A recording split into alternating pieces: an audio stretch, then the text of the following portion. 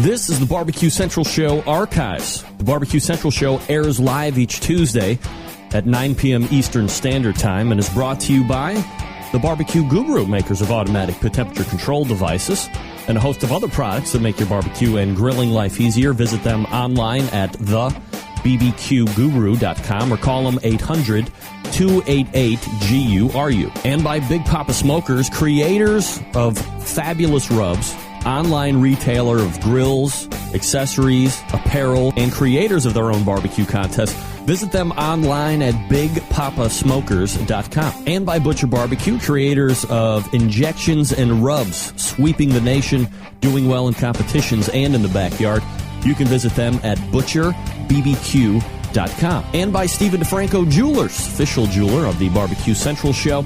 Call 440-943-2700 and use key term Barbecue Brother when you talk to Steve, or visit them online at StephenDeFranco.com. And by Green Mountain Grills, one of the best pellet grills you can get on the market today, varying sizes, not only for your capacity of cooking, but for your budget as well. Visit greenmountaingrills.com for more information. And by El Diablo Mustard, looking for a little bit of heat and flavor in regular old yellow mustard, El Diablo has you covered. 6 different flavors to choose from currently, and you can find them at eldiablomustard.com.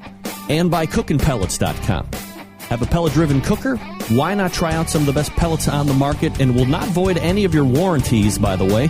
Cookinpellets.com is the website. And by Cook Shack, a premier manufacturer of electric and pellet-driven cookers, giving barbecue classes located in Ponca City, Oklahoma. Always running some kind of a special deal. Check them out at cookshack.com. This is Jim Minion from Two Loose Screws. I'm listening to Barbecue Central. This is Jim Minion from Two Loose Screws. I'm listening to Barbecue Central. Hey, gang. Want to talk to you real quick about something that's very important when you're buying stuff online. The Barbecue Central radio show will air live at... So to get that perfect barbecue, you use wood. Are you sure it's safe? Whatever. We put the lighter fluid on, strike the match, and... Oh! Should we call the fire department? That might be a good idea.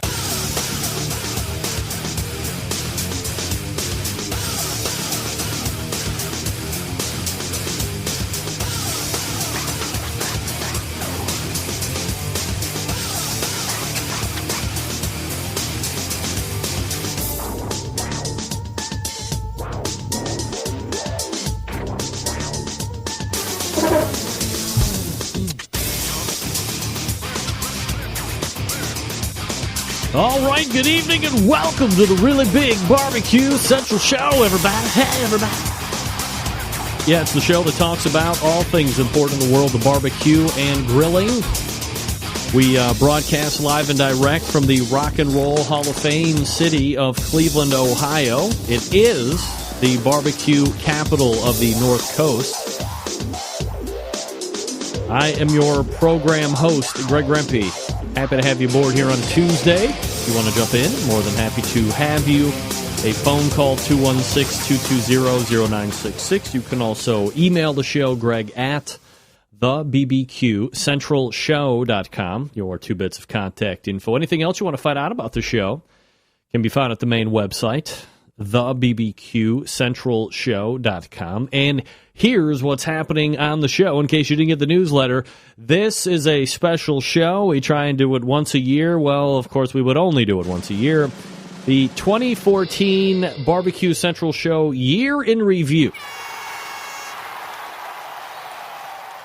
Which means for the next 2 hours, we will be going back through the archives of guests that showed up during the course of the year, this past year, 12 months of guests. There were a few missed shows here and there, most notably right at the top of the year in 2014, when we were getting through some of the move-in issues that we had, transitioning from the old Barbecue Central Radio Network studios to the now palatial, brand news, now a year old, Barbecue Central Radio Network studios. And there's the install of internets and all this other stuff. So we were able to get through there. And actually, the first show of 2014 was January 14th, 2014. We'll get to that. And the rest of the shows as they appeared in chronological order during the course of this 120-minute program. Are we looking at the Rempe dinner table right now? What are you talking? Am I not on? Yeah, I should be on, right? Am I not on? Hello? Hello? I'm going to race right over to Outdoor Cooking Channel and see what the hey. Connecting. Yeah, what are you talking about? Blake? You hear me? Do you see me? That's the question. Do you see me? Damn right, Diane Mead. Looking good. Looking great. Goddamn. If you want to jump in on the show tonight, maybe you have always tried and thought, well, maybe not always tried, but always thought about calling into the show, bringing something of value, a barbecue take, a barbecue opinion, a grilling opinion. Maybe it has nothing to do with barbecue or grilling at all, but you've been biding your time, picking your place to jump in for the very first time on this show. Tonight is the time to do it. There's no guests that we have slated, although top men in the industry could be calling in at any second just to weigh in. If you want to talk about your favorite moment or moments of the show this past year, this is going to be the show to do it. A couple great things to tell you about. If you want to watch this show, as a matter of fact, let me fire up my email because I did get a question on this. This is something that I can dovetail into what I was about to say. This email from Jess Pryles.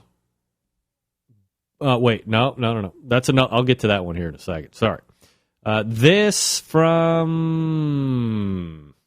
Yeah, here we go. This is from Ziggy's Barbecue. Hey, Greg, I'm a barbecue dude from Sweden listening right now. What's up, Ziggy's? I really like your show. When will you have Mr. Franklin back? Ask him about his brisket. The best in the business? I mean, according to everybody, that's anybody. Yes, some of the best in the business, in the restaurant business. Thanks for writing in, Ziggy's. Happy New Year to you, my friend. And where's the other one? Damn it. Oh, Lord.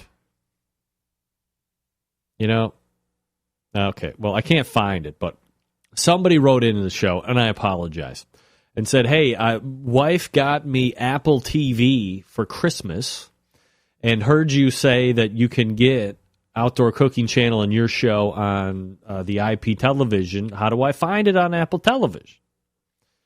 Well, that's very simple to answer. You can't get it on Apple Television.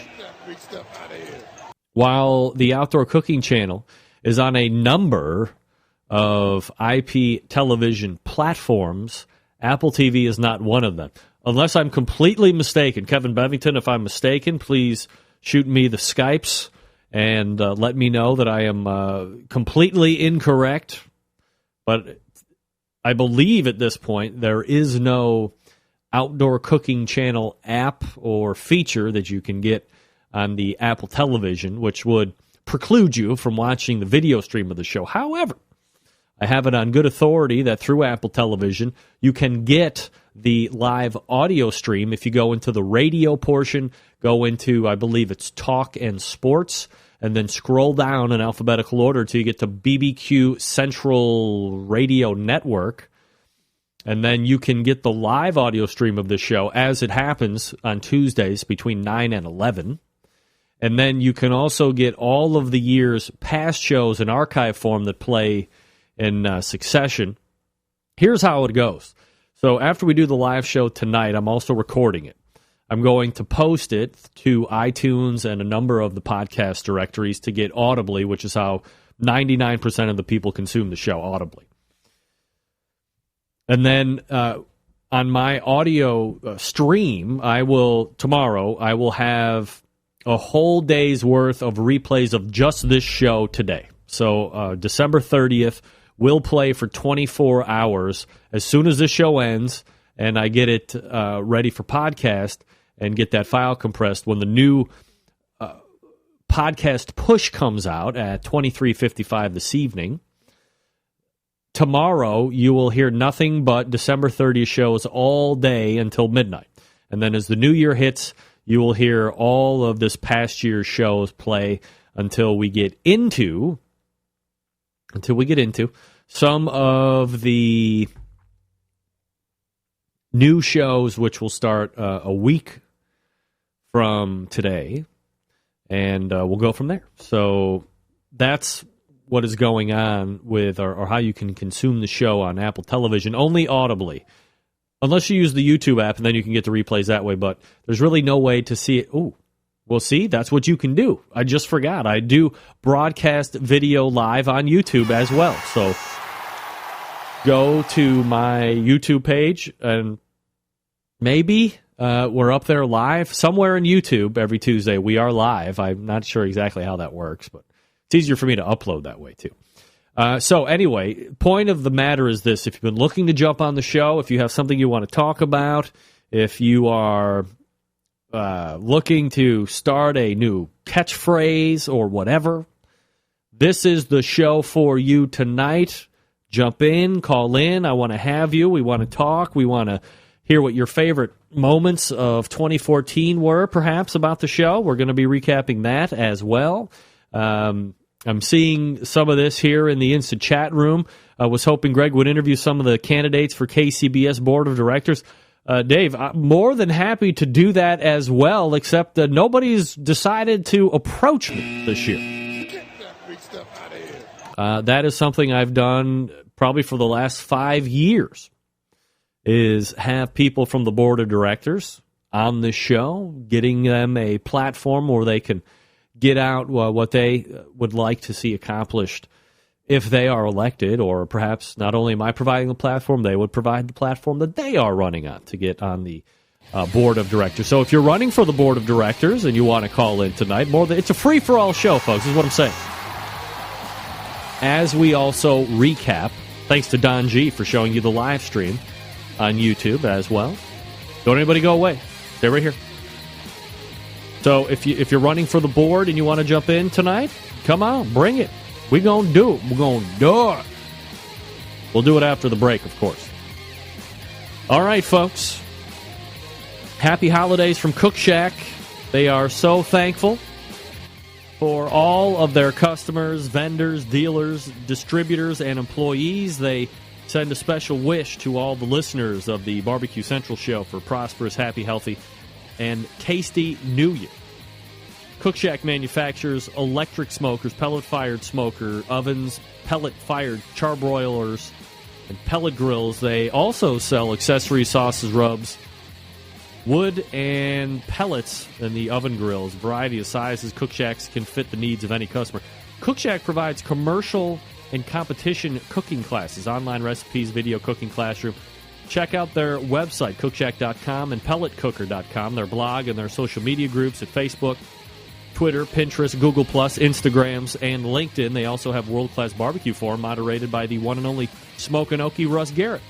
On the competition circuit, Cook Shack pellet-fired smokers are the choice of champions.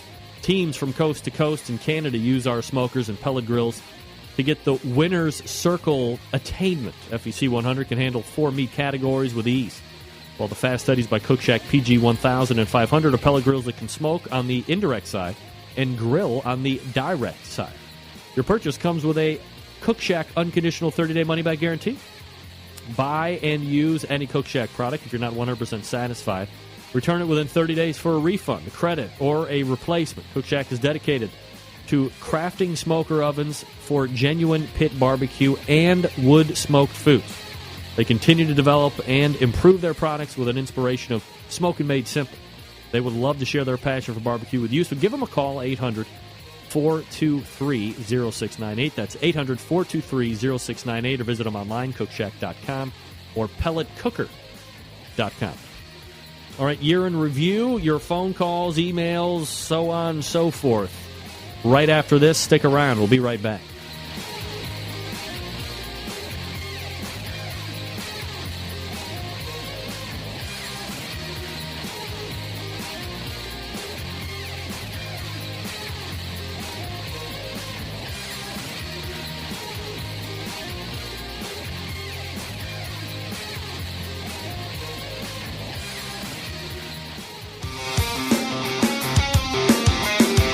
Broadcasting live from the Barbecue Central Radio Network studios in Cleveland, Ohio. You're listening to the Barbecue Central Radio Show.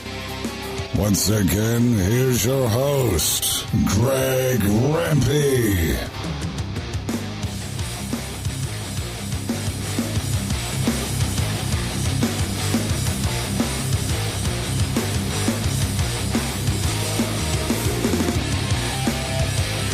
All right, welcome back. 216-220-0966. Greg at thebbqcentralshow.com. Your bits of contact information. Let's go ahead and jump over to area code 423. Name and where you're calling from. Steve Ray from Ottawa, Tennessee. Greg. Steve, what's up, buddy? Oh, not much. First of all, I want to say how much I appreciate you, and I'm sure everybody else does, the prep work you do for this show. I know it's a hard thing to do when you're trying to put together a show and work at the same time, but man, you always pull it off, and I mean you pull it off in a professional and a classy way. And as a broadcaster myself, I really appreciate that. Steve, I appreciate you saying that. Thank you very much. Obviously, a smart man, a loyal listener of this show, which I certainly appreciate anybody that takes or consumes this show in whatever fashion. But really, you are one of the tried and true, as I see here in the chat room, of people that carve out time during the week on a Tuesday. I mean, there's got to be roughly 758,000 other things that might be better to do on a Tuesday evening from 9 to 11, but you say, forget that stuff. We're going to go hang out in a chat room and listen to some schmuck in Cleveland, Ohio, talk about the art and sport of barbecue and grilling, and I believe that that is great, and that's why I really like my live listeners most of all, and I'm not kidding about that. Well, you get so much information from your show, from Chad's show. Like I was listening to Chad's show a couple of weeks ago, and he brought up a product called a Napoleon grill that looks like, or a Napoleon smoker. I'd never heard of a Napoleon smoker, so I did a little bit of research on it, and it looks like it's a pretty good product. Your show is where I found David Bosca's product that we used all year during our competition. And I'll tell you, I think the best thing you did all year was the roundtable discussions of each meat in a competition barbecue style round discussion. I mean, I was listening to the one where Donnie, I think Donnie was doing chicken or pork, but I can't remember exactly which segment he did. But you could almost hear in his voice him thinking or holding back, saying maybe him thinking to himself, wait a minute, I'm going too far. I'm giving away the playbook here for free, and I'm trying to get people to pay for it at my cooking schools. So I mean, all the people, they were very, very interesting, and I thought they were very forward and really came forth with some good ideas. And I tell you, guys like me that are just starting in the competition cooking business, we appreciate that. We really do. Steve, I appreciate your phone call tonight, and Happy New Year to you, my friend. You bet. Same to you. Same to you, Dave, Look at Wayne, and Don, and Blake, and the whole group in the chat room. Look at this guy. All right, Dave bringing it. Dave. Steve bringing it strong. Dave appreciating the fact that somebody said his last name right. Do I not say your last name right, Dave? It's Dave Buska, right? Dave Buska? Rhymes with... I don't have anything to rhyme it with. That's not right. What? Get that big stuff out of here. Isn't it Dave Bosca from Butcher Barbecue? Dave Bosca. Wait. Let's see. Am I right or am I wrong? Of course I'm right. He's only been a sponsor of the show for 8 years, I think. Well, okay, we haven't done the show for 8 years. 216-220-0966, Greg at the BBQ Central Show.com. Your bits of contact information should you see fit to join in the show. We run all the way back to January 14th. That was the first show of this fresh year, which is now coming to a close in 24 hours-ish, 27 hours. Meathead Goldwyn led off the show in the year 2014, and we talked about Chinese barbecue. We talked about glog. We also covered the pork barrel barbecue top 25 list that they had out, where every day during December they were naming off somebody they felt was in the top 25. And then they named their top 25 person to some degree of criticism, calling the backyard barbecuer the top. I thought it was kind of shitty. Get that freak stuff out of here. Name somebody. Don't make it a group. Who cares? And then we also had, which I believe was his very first time on the show, John Thomas from Grilling 24 and 7. We were talking about how he got into the grilling and barbecue industry. We also hit some recipes as we led up to the big football game that was going to be played there in a few short weeks. And then we closed the show with Scott Roberts as we did a little sauce and rub review. Then we went to the following week, January 21st. Dave Bosca from Butcher Barbecue called. And we had let's call it an in-depth session. It's funny because somebody just referenced this in the chat room. We mentioned, or we had an in-depth session on horse meat. That's right. And hold on a second. And we went in depth about how, many other species of animals are harvested, slaughtered, butchered, eaten by the American public. And that while neither Dave or myself could really find, anything wrong with the thought of it, or the fact that we would have Dave, it's still true today, right? We would have a large amount of access to horses we could probably just bring to slaughter for meat.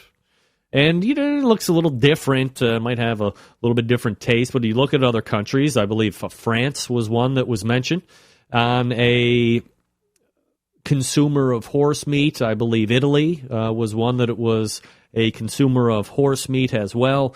And, when you have lines that are sick or there's nothing else, they can't work, or they're just not useful, well, what do you do with everything else? You kill it, you eat it.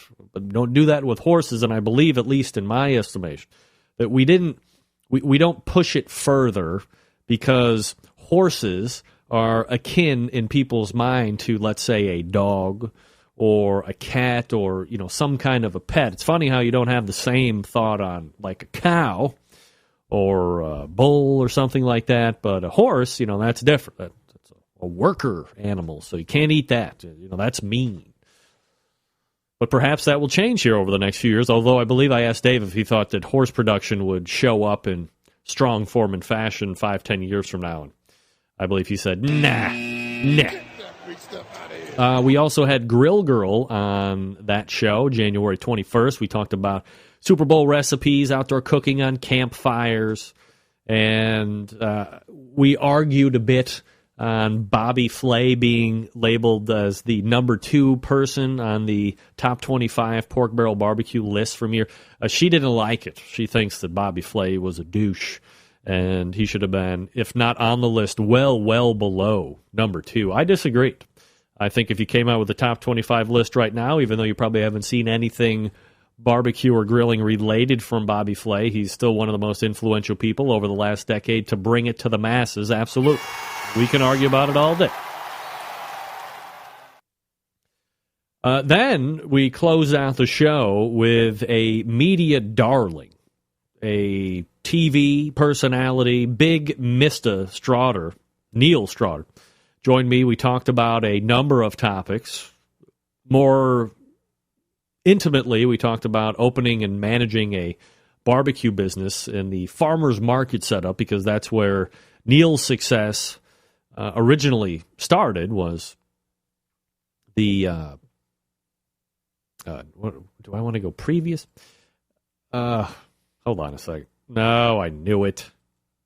Neil got his success in the farmer's market situation. Then we moved to January 28th. You know, one of the most talked about people.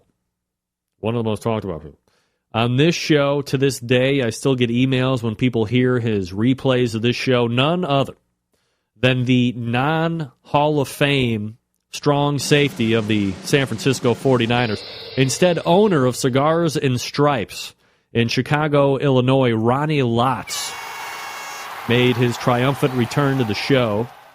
We were able to dig a little bit deeper into his business of barbecue, his store, how he sets himself apart from a lot of the other places and eateries around him, and certainly was another entertaining segment. And then we talked with Fast Eddie. We recapped the Lakeland Pig Festival competition. Fast Eddie's took 6 overall out of 69 teams that weekend. And we talked about some other hot topics. And then we had a icon in the industry, Steven Reichlin, talk to us about covering winter cooking tips, fireplace cooking methods, smoked cocktails, and more. And a year ago, I had a beard, too, now that I'm looking at that.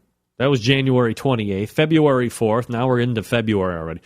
First weekend of every month, of course, Ray Lampe stopped by, and we answered some listener questions. Then we went down south and talked to the first-timer from Wooly Bully Barbecue, Damon Woolley. Damon and his team at that point had won a contest in Winter Haven, Florida, and we talked about the FBA and so forth. Then we talked to Mike McLeod, the MMA creative president and CEO, talked about the 2014 Sam's Club Series, which was just starting to gear up at that point. And we are also talking about the upcoming World Food Championships. And then we closed the show with a guy that joined me last week, Chad Ward, Whiskey Bend Barbecue. We talked some KCBS, we talked some FBA, we talked some 2014 predictions, all that fun stuff. And then in the middle of February, we talked with Meathead yet again. We ran some cold weather cooking tips up the flagpole. We also talked in depth about Mardi Gras. Then we went back down south to the FBA. I told you 2014 was going to be the year that I started to make sure it wasn't all about KCBS. So we did hit up the FBA because they were, and as you know, they are well into the swing of things right now in the FBA competition season. Terry McKay from Get Her Smoked joined me. We talked about a victory that he had recently in the FBA at that point in the season and kind of how he got into the competition scene.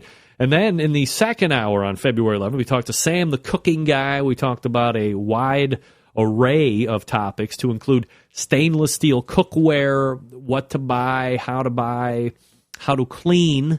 We talked about TV cooking shows, and, of course, as he ought to do, shared some great recipes for all of us to try. And then when we closed out the show, we kind of rewound a little bit and found out how Sam got to where he is today. You know, back in the old days, Sam was a 9-to-5 grinder just like everybody else, but quite frankly, he'd had enough of it. Figured he was going to try it on his own, do the cooking show thing, and we learned about how he got into all of that, and it's quite a successful story if you've never seen it. February 18th show. We talked with Matt Barber from Hot Wachula's FBA.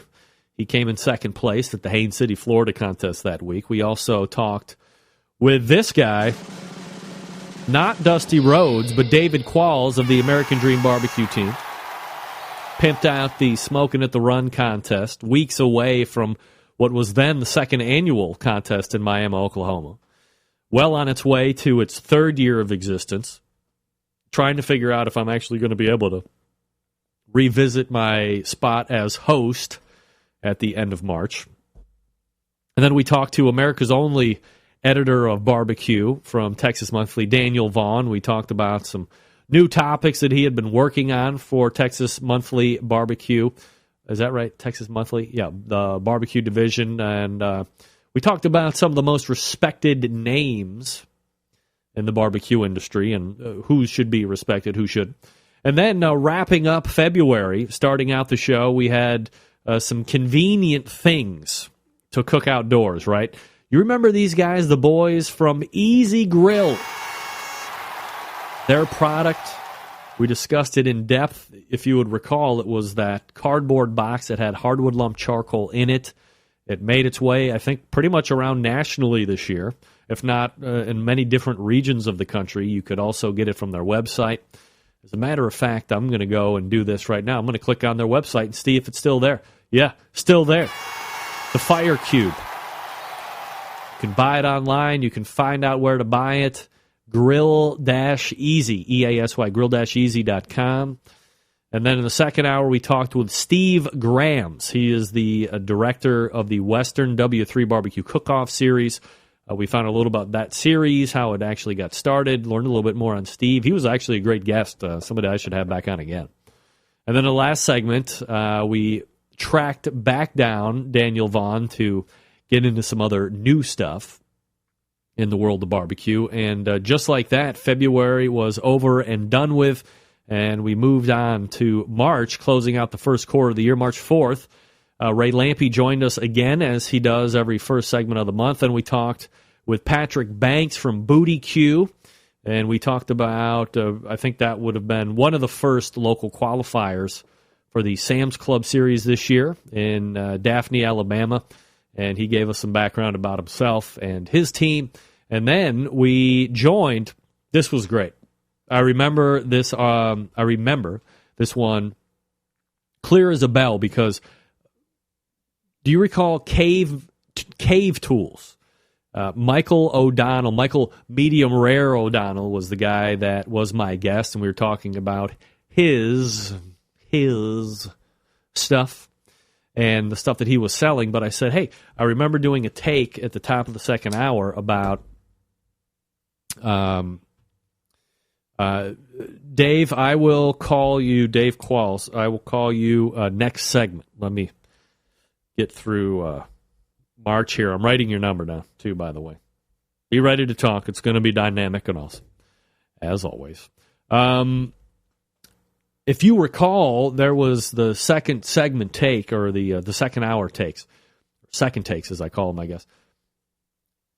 Three guys were out camping, cousins, and one of them, three of them stumbled over an outhouse, I guess, in the woods. And the guy's like, hey, great, I'm going to go ahead and jump in the outhouse and do what I do in the outhouse. And then the cousins thought it would be a hoot to knock over the outhouse. So, the random stuff happens when you knock over outhouses. You get pushed down, all the dirtiness of the outhouse is probably falling upon you, except something dramatic happened to this young man. On top of being covered with urine and poop, he broke his neck and became a paraplegic. Get that big stuff out of here. Nay, quadriplegic. No arms, no legs. Big stuff out of here. And instead of suing his cousins for pushing over the outhouse on him, and I would have been pretty pissed, use of no arms or legs regardless, pretty pissed, if they would have done that to me. Instead, that guy turned around, sued the outhouse manufacturer for $5 million and won. Claimed that the outhouse was not anchored properly, thus allowing his idiot cousins to knock over the outhouse and cause quadriplegia to this guy in the outhouse, to the tune of $5 million, which spawned the question for a couple weeks. If I put you in an outhouse, tipped it over, not only were you covered in poop and pee, but now you're a quadriplegic. Would you take the payoff of $5 million? Inevitably, everybody said no. Get that big stuff out of here. A year later, here's the question. Almost a year later. People in the chat room, if I put you in an outhouse and I tipped it over, aside from being covered in urine and poop, you also sustained quadriplegia injuries. But you get $5 million. Do you do it? Everybody answer yes or no, and the time starts now. Here they come. Here they come. Anybody? Anybody? No poo for me. Jason Adams. No. Blowfish Barbecue. No. Don G. No. Nobody is taking Diane Meat is a no. Nobody's taking $5 million over quadriplegia. Wow. It's a lot of money now. You know what you can buy for $5 million? I will ask my next segment jump-in guest the same question. David, be sure to answer honestly. Nobody likes a liar who's running for the board of directors. All right, gang, if you're like me, you're looking for ways to raise up the barbecue and grilling game. No better or easier way, and I say it each and every damn week, than by adding a little Butcher barbecue to your arsenal. That's right, folks. We all know Butcher's is well known for the injections, the pork, the beef, the prime injection.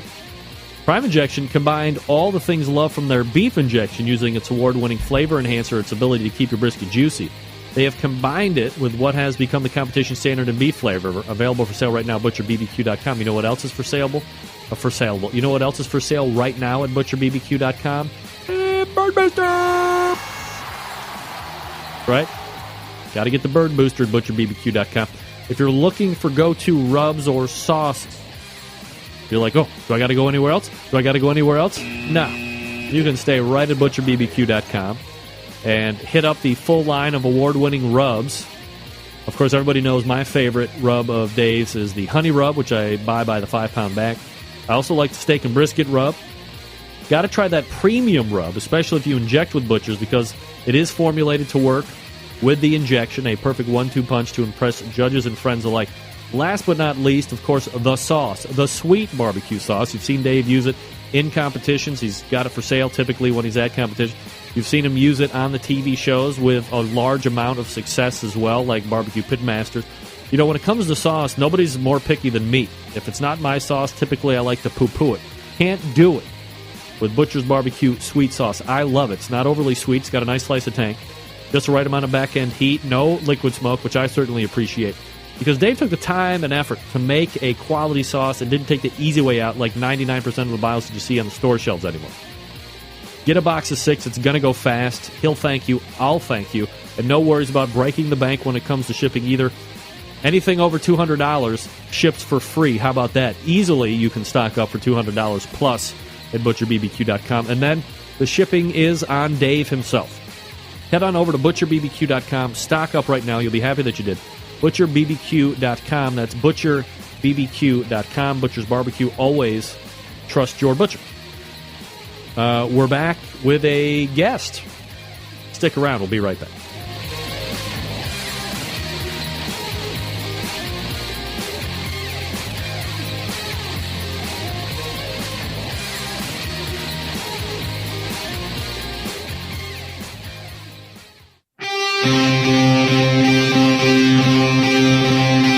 Get in the smoke. Call 877-448-0433 to get on the air. Now, here's your host, Greg Rempe.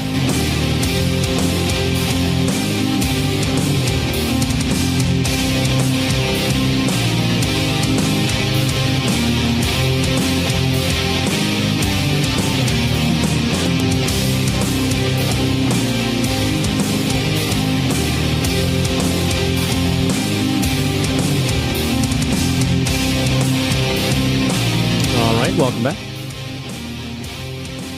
Let's see here. Bear with me. Bear with me.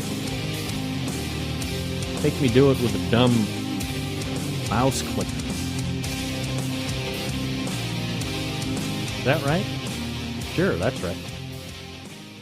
Is that making the call out? Yeah, it's making the call out. All right, great stuff. We'll have a guest here on in just a second. You want to jump in on the show tonight. Would love to hear about your favorite moments of 2014 as we are racing through that and other things tonight. Greg at thebbqcentralshow.com, 216-220-0966.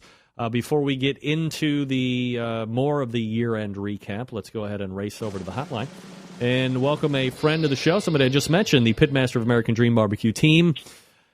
David Qualls joining us here on the show. David, how are you, bud? Hey, Greg. How are you, bud? I am doing absolutely fabulous. Christmas good. Hopefully everything good for you and Chris as well? Oh, yes. Wonderful. Did you get lots and lots of betting chips from the casino? No? Thank God. No? Okay, good. Stay away from that stuff. I heard it's hard once you get into the casino, if you know what I mean. All right. So a couple different things to talk about, I guess. Briefly, since you are a competitive barbecue cook and took a substantial run at it this year, as the American Dream Barbecue Team Pitmaster and seeing quite a bit of success this year, your thoughts on the season of 2014 and what you're hoping to do next year? It was a good season. We had a lot of fun. We cooked like 36 contests over, I think, 32 or 33 weeks because we cooked some double headers. I think we cooked in 6 or 8 states and just had a great time. Saw some interesting things this year out of the circuit. Do any of them stick out to you so much that you would want to mention them for being so weird? Not so much weird. I mean, it's just the interesting things is we experienced the Jack Daniels. We experienced the Colorado Rockies Invitational. Got to go to the King of the Smoker and experience that. It's beautiful out there. And just cooked in Colorado a lot this year. Very beautiful locations out there. Lots of things to do. What are you looking to get accomplished 2015 as you have the short respite here before 2015 gears up? Do you have a number of contests already picked out? Are you going to lay off a little bit there in the beginning? What's the plan for the upcoming season? Well, I started putting the calendar together, and we cooked 36 the last 2 years, and I'm ready to slow down. Some of them have been futile. I shouldn't have went back to them this year, and I did anyway, and I took those off the calendar for this year. But, I'm going to try and shoot at 20 to 25. Now, having said that, I'll probably wind up cooking 30. But I want to slow down just a little bit. But we are going to cook next week in Denver at the stock show contest and on the 9th, and that's going to be pretty interesting since it's like 8 degrees there today. Are you a fan of trying to cook in the bitter cold? No, not really. I mean, but, we cook out. We have a kitchen in the back of our motorhome. It's a toy hauler motorhome, so it's not like we're under a tent.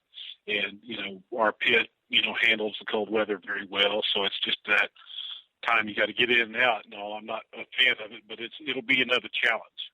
I cooked, what was that called? Polar Bear in Columbia, Missouri the year before last, and it snowed 8 inches while we were there at the contest. Wow. Unbelievable. Do you have a desire to make a run at Team of the Year for 2015? Well, I was on your show already last year and said I wasn't going after it because the system is too kind of, I hate to say flawed, but it's not geared towards really making a chase. You either get in it and get on top and stay there or not because of just the variance in the size of contests with 50 points. If we get there, we do. If we don't, we don't. We enjoyed a lot of success this year with that and had fun. But at the end, we ran out of contests that we were scoring good at. And when we did score good, there were contests that had 27 teams at. So we never had a chance. We lost our stronghold there. All right, Dave Qualls joining me here on the show, Pitmaster of American Dream Barbecue Team.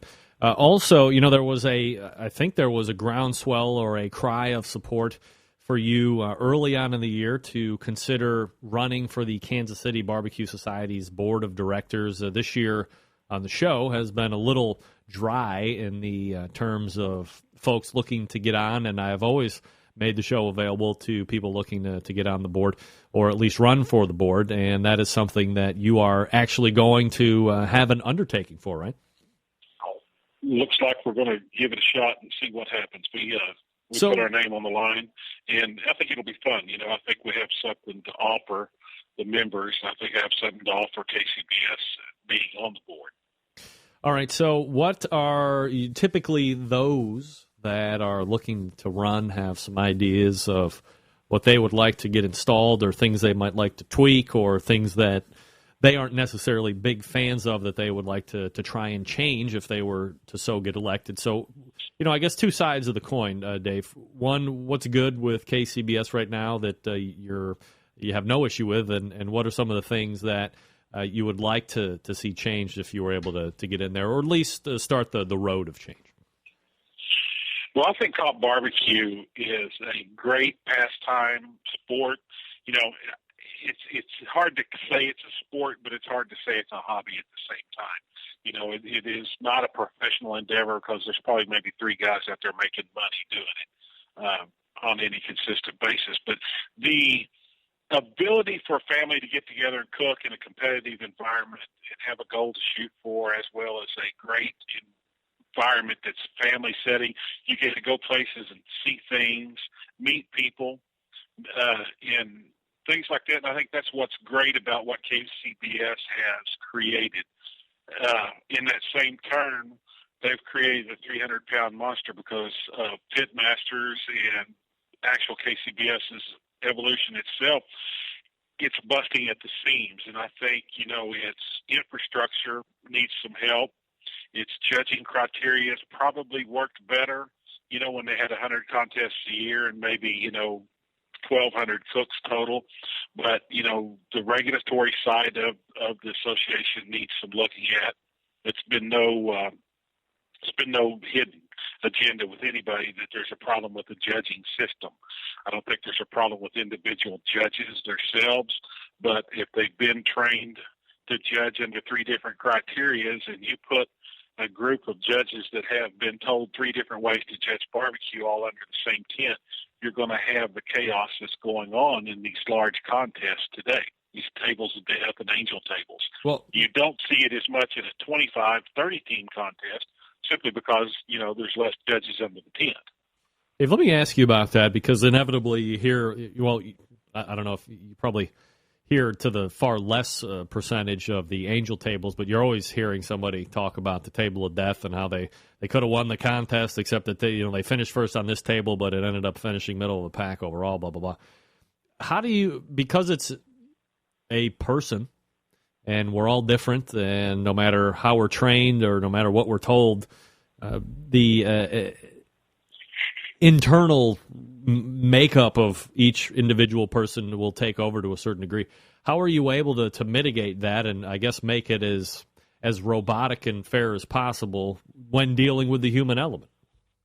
Well, one of the questions that KCBS sent out for us in the bull sheet, was about some of that stuff. And, I said, you change it would have to be very carefully.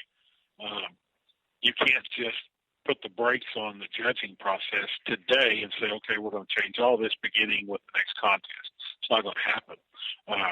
I think to judge from 2 to 9 is probably a little too close. I mean, there's not enough judging points to go through with. I've heard that, you can deal with more like gymnastics. You start at a number and then you start discounting points based on this, that, and the other. But, we're subjective to a taste bud, yes.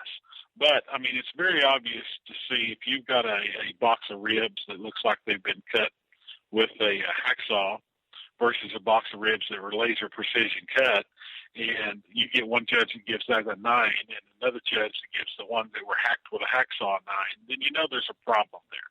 And it's just a matter of criteria. Now, does both of those ribs make it look like something I want to eat? Maybe so, but we've gone a little further than that nowadays.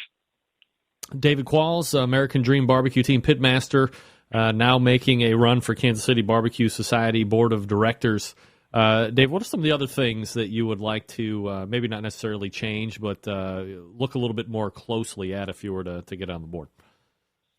Well, I think the marketing aspect of KCBS is very important to the growth and to the sustained growth of what we're doing.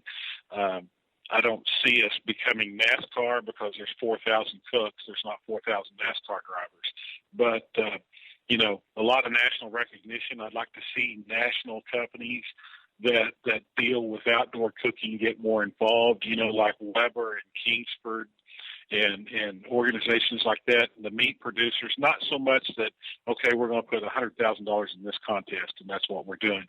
But I would like to see them go in and say, okay, we're going to spend $50,000 on the XYZ National Sweet Baby Ray's barbecue, and I'm going to spend $50,000 promoting backyard grilling or backyard KCBS competition barbecue, and give $500 to a group of contests as prize money, or things like that. Let's get more national involvement. KCBS, I think, needs to promote KCBS, and KCBS needs to hire promoters and marketing agents that zero in and target in on competition barbecue cooking, and that's it.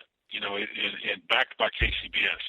I think what the Wells family put together is just, phenomenal of what it has turned into. It's a beautiful thing. And like I say, it's a family sport, and it needs to be pushed to that, because let's look at it these days. There's not a lot of things that families or friends can really go and do together and make it affordable and make it fun and keep it enduring. Dave, you have a third-party company, an MMA Creative, that has helped KCBS land the KCBS Barbecue Series, not the KCBS, the Sam's Club Barbecue Series. And, these guys have contacts with the Kingsford and the pork producers and the beef producers and stuff like that. Do you think that there's something that they are missing in pitches or promotions or something along those lines that aren't really bringing in the dollars that we might be talking about here? Well, I really can't. Honestly, I can't answer that question because I'm not on the board, so I don't know the inner workings of those contracts and stuff. I know that having managed casinos for 27 years, we live and die by our marketing and promotions. And, Greg, you've been to Buffalo Run. You've seen the property. Yeah. Our customer base is right at 600,000 unique names. And we market out of that 600,000 uniques. We have, probably a little over 140,000 dedicated regular players. And now you take something as small as we are at Buffalo Run versus the millions that KCBS can reach. And we do it on a budget. We do it on a budget, probably not as much as what KCBS has the ability to spend based on their their demographics. But we just got to take it. And I'm not saying a grassroots thing, but I'm not saying hire Madison Avenue. I don't know that what the marketing company for KCBS is doing is maxing its potential or not until I get on the outside in. But having cooked all across this nation the last 2 years, KCBS could be a whole lot bigger name than it is among its own little group. Dave, are you surprised at the percentage of membership that actually competes versus is just a member? Well, that's grossly skewed because if you want to be a barbecue judge, you have to be a member of KCBS. And if you want, then you must be an active dues paid member. So if you have 400 contests that need on average of 50 judges, that's probably, I would say on average, that's probably about 12,000 unique individuals that judge one contest a year, somewhere around there. That's why the numbers are skewed. Now, if they required cooks to be members of KCBS, it'd probably be, instead of the 19,000 you're looking at, it may be 25,000, 26,000. And that would just be the head pitmasters carrying a card. David Qualls, American Dream Barbecue Team, talking to me about the run for KCBS Board of Directors.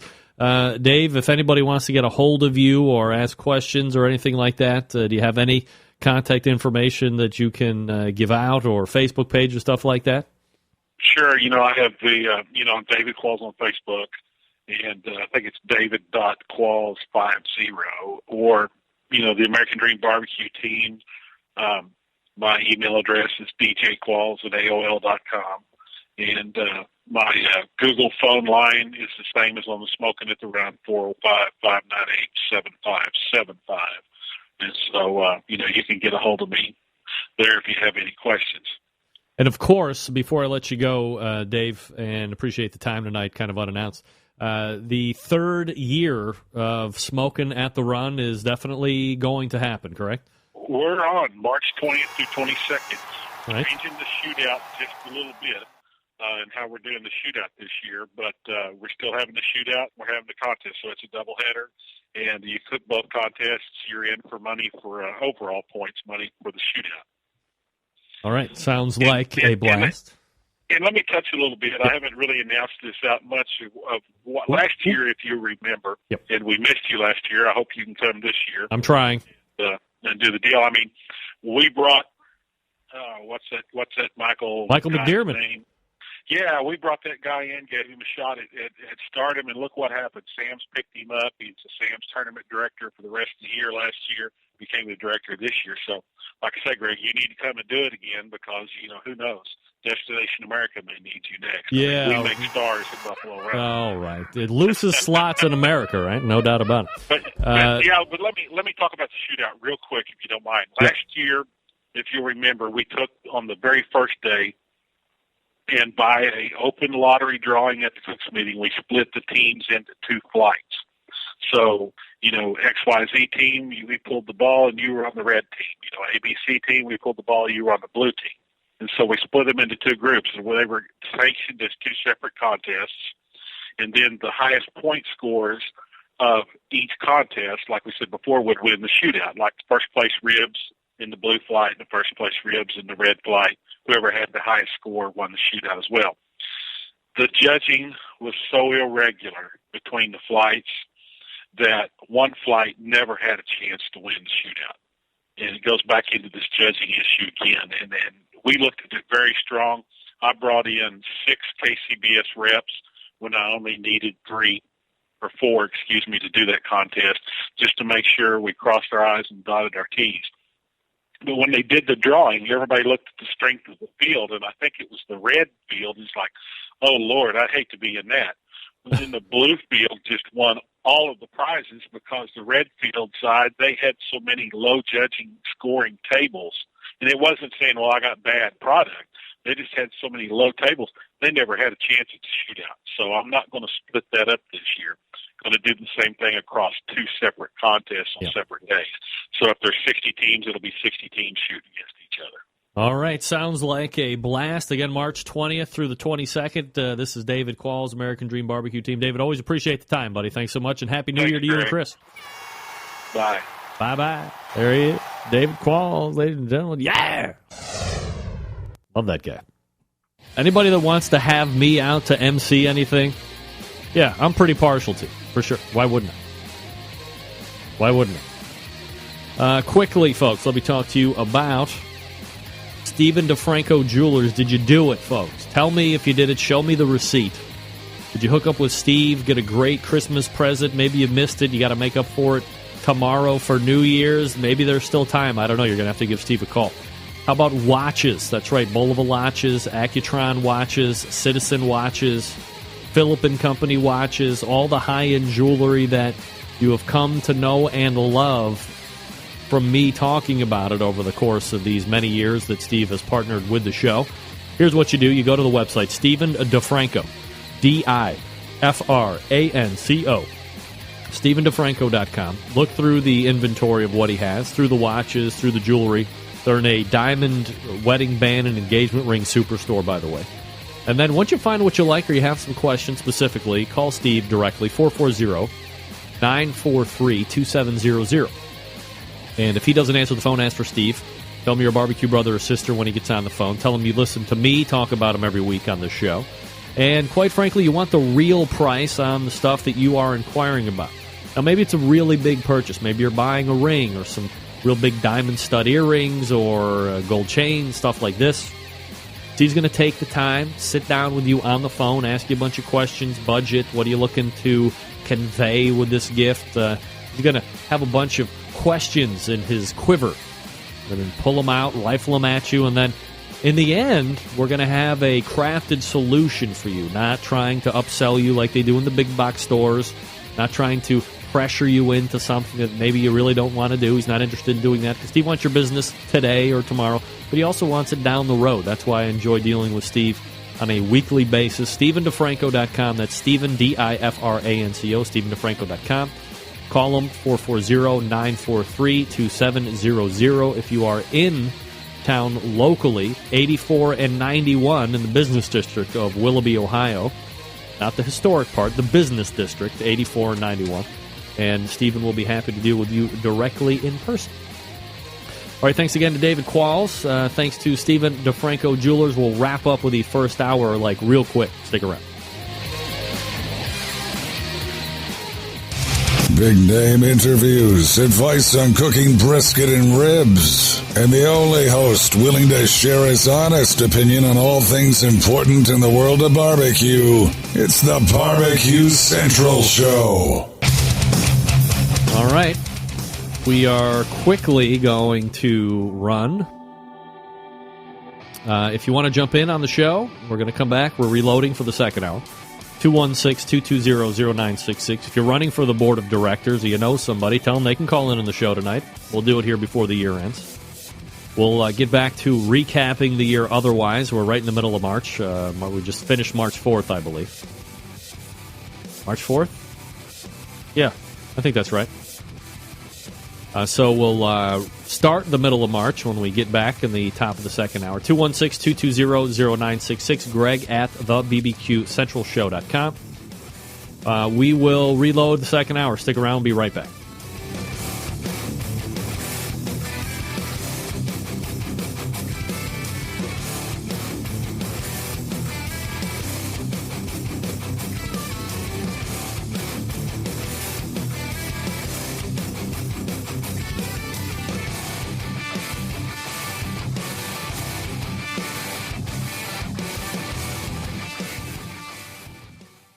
Hi, this is Bobby Rempe from Cleveland, Ohio, and you're listening to Barbecue Central. From my heart and from my hand, why don't people understand my intention? Happy to have you aboard here for the really big barbecue show. We cook because we have to, and we grill because we want to. Fine, how you doing? You have a great show. I'm a big fan. So what seems to be the problem here? This man looks like he's dead, and he's in the crackle. Charbono! It's all about the charbono, dude! Succulent fish, what? He ate 54 wieners. But listen, Lavernius, shake a face. I'm shaking like a dog shitting peach seeds. We have top men working on it right now. Ooh, top men. All right, just like that, we are into the second hour. Greetings, salutations. This is the Barbecue Central Show, the show that talks about all things important in the world of barbecue and grilling. We broadcast live and direct from the Rock and Roll Hall of Fame city of Cleveland, Ohio. It is the barbecue capital of the North Coast. And I am your program host, Greg Rempe. Happy to have you aboard here on Tuesday, the day before New Year's Eve, ladies and gentlemen. What's big? What do you do? I mean, last week we were talking about Christmas Eve. We were talking specifically about Christmas Day prime rib dinners. Matter of fact, shit. Text messaging is great until you realize that text message should have been an email. Hold on, I'm going to find... you would recall we had Connie's Recipe Corner. And I want to... I'm going to be able to... What, I got to save it first? Oh, for the love of Pete. Attachment copy to storage device. All right. All I want to do is email this to myself, for crying in the sink. Let me go to my gallery.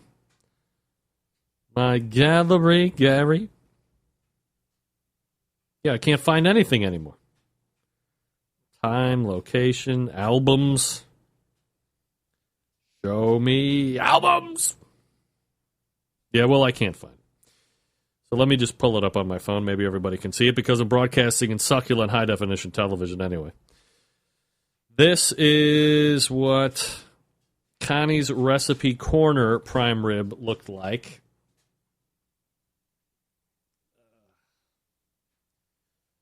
Right there. Look at that. Nice twice-baked potato. Got the roasted asparagus. Got the nice medium-rare roast beef. Sorry, I'm doing it via phone. Wanted to do it via file, but what can I tell you? Sometimes even the most technologically sophisticated people fall on their face. 216-220-0966 if you want to jump in on the show tonight. Greg at thebbqcentralshow.com.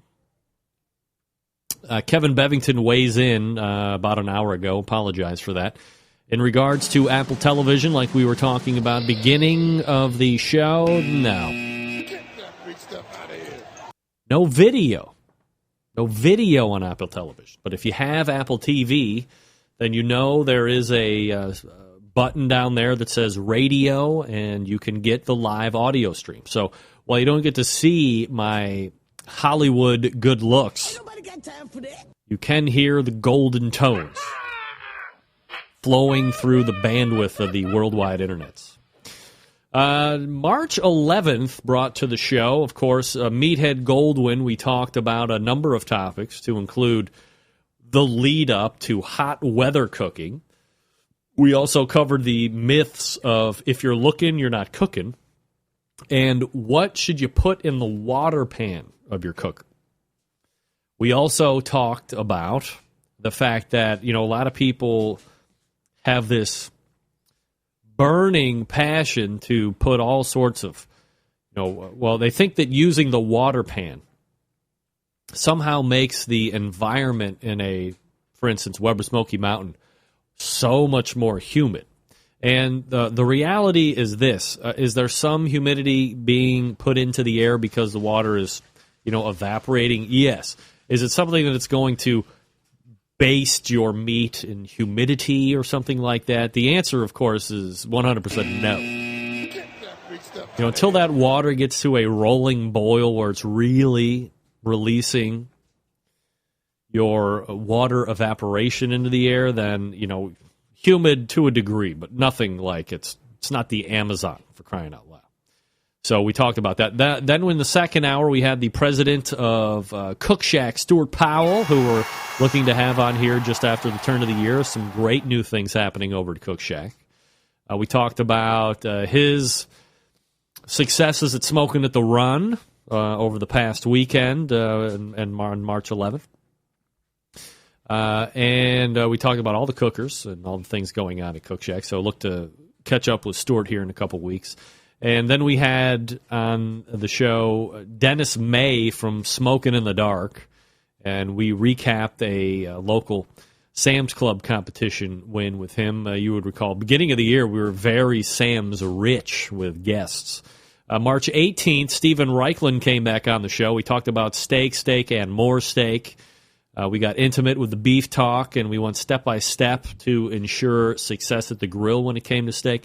We also covered a little grill season maintenance for those of you who aren't year-round cooks, and of course we always say shame on you for that. And then, as Dave Quall said, that Mike guy, Michael McDearman, stopped to talk about his time as MC at Smokin' at the Run contest. That was that weekend past. So this was March 18th, so probably went like the 16th or 15th or something like that. And also was talking about the Sam's Tour. Then we talked to Sterling Ball, the pitmaster of Big Papa Smokers, and we hit explicitly on judges scoring, cookers, rubs, BJ's Tap House stuff, amongst other things. And then we closed the show with the Smokin' at the Run Barbecue Shootout winner, Lucky Q's pitmaster Justin McGlawn. Always love to talk with Justin. Well, let me talk to Justin a bit more now. Oh, man. Closing out March, there's no way we're getting through the rest of the year, by the way. We talked with Clarence Joseph from Mama and Papa Joe's Barbecue. We talked with John Dawson, Patio Daddio. We had some Connie's Recipe Corner action in March, April 1st. Found Ray Lampe coming back in. Also, we did finally in April, believe it or not, April 1st, not April Fools, we tracked down Aaron Franklin from Franklin's Barbecue. We learned all about him. We learned about the show on PBS. We learned about his thoughts on being rated the best barbecue in Austin, the line that he has in front of his store every day. As I had mentioned previously, it was a first Tuesday of a month, so we talked with Ray Lampe, and then we closed the show out with a to be determined, because I was writing the letter without the guest booked, but there was a Sacramento, California Sam's Club winner, and we talked to that pitmaster as well on the 1st. April 8th, Meathead came back. We talked ham, and more ham. And we talked about some other items too, but mostly ham. Sam the Cooking Guy came back in to talk about his recent trip to Hawaii and the food out there and the culture out there and the vibe out there. And we also talked about tater tots in depth. We also talked about cocktails. And then making her debut appearance on the show for a Sam's Club third-place overall finish in April 8th of 2014. In the chat room tonight, Diane Mee was on the show. We recapped the big weekend that she had at her Sam's Club local. April 15th, Arthur Chu. Do you remember that? The show is not always about barbecue. 11-time in a row Jeopardy champion Arthur Chu joined me April 15th. Who remembers that? We talked about how he caught the ire, nay, the hatred and downlookedness of the traditional Jeopardy players and fans at home because of how he was tactifying the question board on Jeopardy.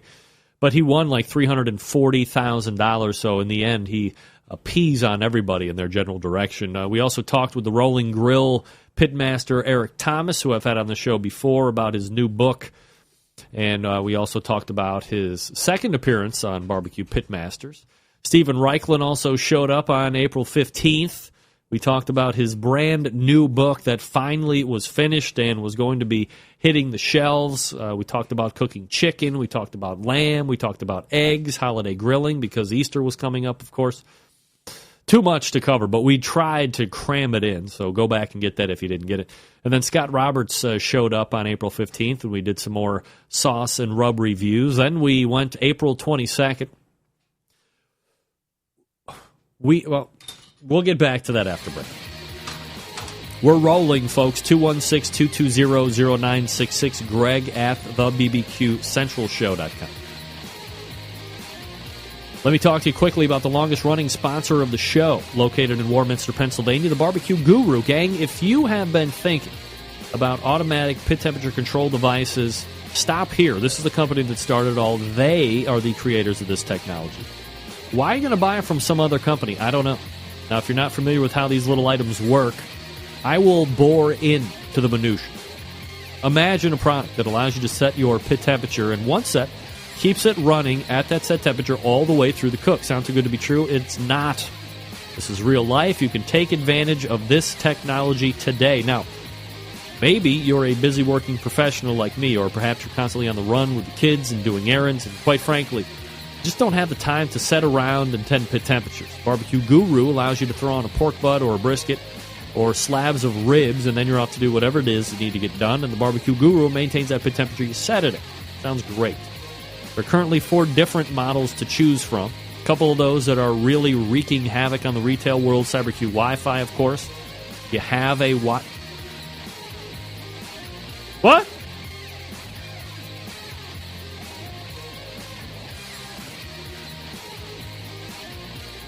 What?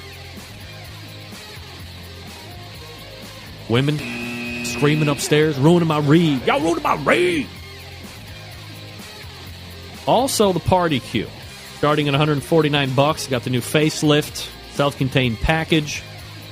Runs on AA batteries, goes from cooker to cooker to cooker. Do yourself a favor, head on over to thebbqguru.com. What? For what? Being interrupted at all turns here in this read, folks. Do yourself a favor. Head on over to thebbqguru.com. Check out other products. If you have any questions about what to order, call them directly. 800-288-GURU. They'll make sure you're outfitted with exactly what you need to get you up and running right out of the box. 800-288-GURU or thebbqguru.com. The Barbecue Guru, a breakthrough in barbecue technology. All right, we are back to get into April 22nd. You want to jump in? Happy to have you. 216-220-0966. Share your thoughts, your emails with me on your favorite parts of 2014. We'll dump it all in as we finish out the second hour. You're listening and watching the Barbecue Central show right here on the Barbecue Central Network.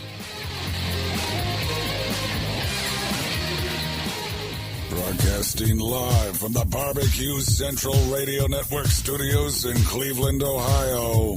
You're listening to the Barbecue Central Radio Show. Once again, here's your host, Greg Rempe.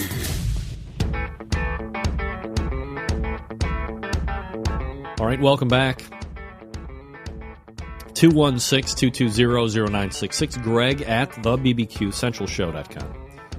Your 2 bits of contact information, should you want to jump in on the show tonight, more than happy to have you. All right, so April 22nd, I don't know if you remember or not, but I tried to line up, and I'm trying to figure out how this, I don't remember, if I was approached or if this is something where John Dawson didn't want any part of it and he kicked it off to me and said, hey, I'm not going to deal with this on my well-respected, high-decorum, rarely posted on blog. Just kidding. Well, not really, but it's a joke. It's an inside joke. Have at it with this pig man. Wait a second. Now that I'm thinking about it, maybe it had nothing to do with John Dawson.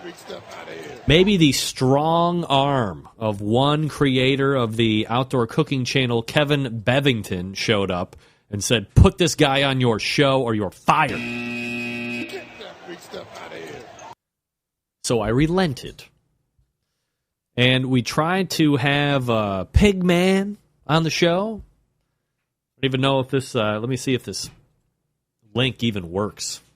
Yeah, Pigman TV, Discovery Channel, Fridays, 10 p.m. Eastern Standard Time. Does anybody remember Pigman? Well, we tried to have Pigman on. I forget what his name was. And then in the show, there's a barbecue restaurant, and Quita ran the, I forget the name of the barbecue restaurant itself, but Quita was on, and we couldn't, we had a terrible issue with the phone where the guy kept calling in, but kept running them right out to voicemail, and it was hectic and terrible and so on. But Quita was on and ended up being, I guess, what I would classify as a interview delight. She referred herself in the third person a number of times. Quita is Quita. Quita's going to be Quita. We learned about her actually very historic barbecue restaurant that was generations in existence. We also talked with Melissa Cookston from Yazoo's Delta Q. Hold on. Now, what? All right, that's the way I want to go. We talked with Melissa Cookston from Yazoo's Delta Q Memphis Barbecue Company. We talked with Craig Sherry from Texas Pepper Jelly. Also, there was another Sam's Club local winner on the show. My man, Jason Ganal, GQ Barbecue, showed up. Brought us strong! Jason, what's up, man? Happy New Year. That was April 22nd. End of April saw Gabriel Garcia coming on talking about the art of asado grilling. And his grill is absolutely phenomenal. I don't remember if you recall seeing this. You go to Gaucho Garcia. I'm going to show you a screen capture here right now. But you remember this kind of a grill, right? This had the hand crank, and It looks like it's still under... Is it under order still? I forget. Let me get into some of that video. Yeah. Remember this guy? And he had this great grill. Hey, there's me. Succulent beef right there. Love succulent beef. That's a man right there. El Asado.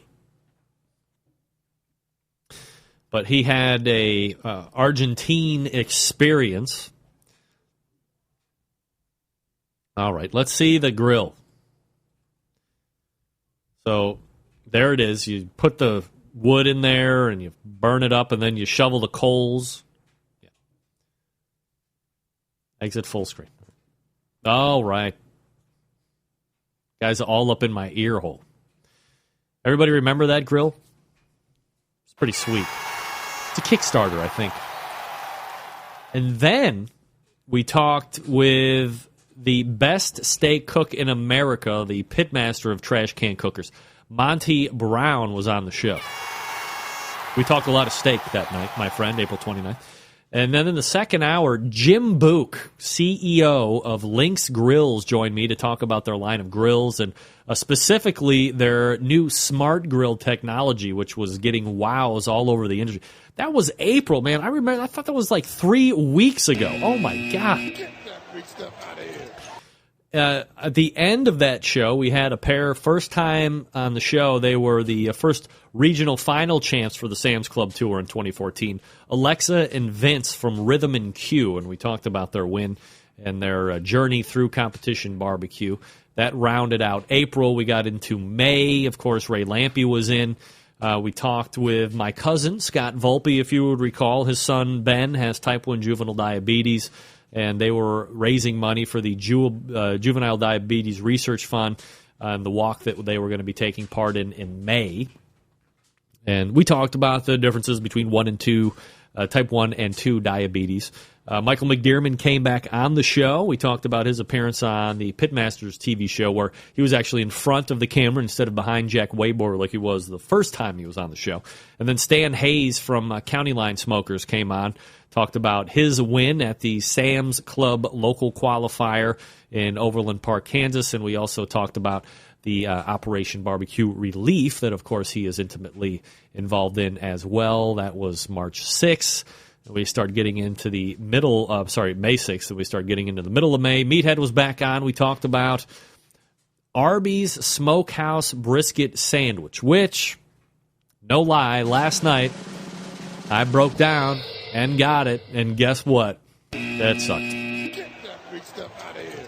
We also talked about the thermodynamics of cooking. Very, very intricate segment or two with Meathead, May 13th. Go back and get it if you didn't see it. Hour number 2, we talked with Harry Sue of Slap Your Daddy. We talked about his experience being a judge. Harry, of course, known for being the top pitmaster, one of the top pitmasters across the country for the last handful of years. Not so much this year, but in years past for sure. But he recently did a stint as a judge, and we talked about what it was like getting the tables turned on him. And then we had the smoking guitar player himself, Fred Bernardo, talking about a new charcoal lighter. We talked about some competition cooking classes that he had going on in Shillington, Pennsylvania store, and we talked about pizza ovens.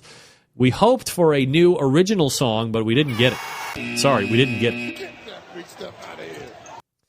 May 20th, we talked to one of the most recognizable faces in barbecue and grilling today. We talked about his historic win at this year's Memphis in May, which was the weekend preceding May 20th show. That was the number 4 world championship at Memphis in May.